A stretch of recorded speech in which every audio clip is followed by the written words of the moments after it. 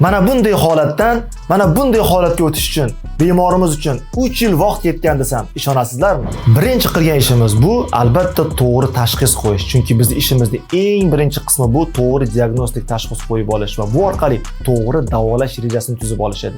Shuning uchun biz stomatologlar jamoa bo'lib, birinchi bo'lib ortodontiyaga murojaat qildik. Ya'ni bemorimizni ortodontik davolashlari turli xil apparatlar, breketlar va shu orqali tizimlar orqali 1,5 yildan 2 yilgacha vaqt oldi.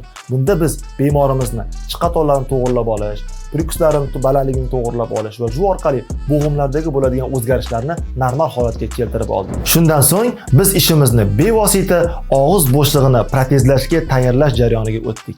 Bunda biz eng muhim jihat, ya'ni bemorimiz ancha vaqt tishlari noto'g'ri shaklda shakllangan bo'lganligi uchun biz bemorimizning yuzidan tashqi ko'rinishlariga mos ravishda ular uchun kerak bo'ladigan shakldagi tishlarni yasab oldik. Bu holatni biz mumda yasadik va keyin og'iz bo'shlig'iga ko'chirib o'tkazdik.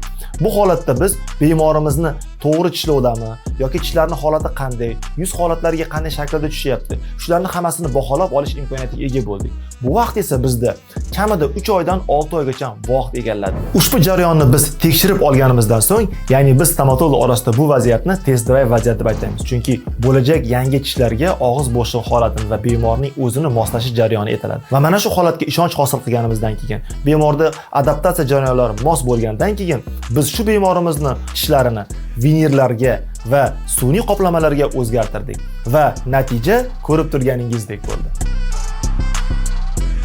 Ha, 3 yil vaqt bu juda ham katta, uzoq muddatdek tuyuladi. Lekin eng asosiysi mana bunday natijaga erishish uchun bemordan nafaqat xohish, balkim juda ham katta sabr, toqat, matonat va eng muhimi biz shifokorlarga bo'lgan ishonchlari muhim bo'ladi. Shuning uchun bizga bildirgan ishonchlari uchun bemorimizga minnatdorchilik bildiramiz.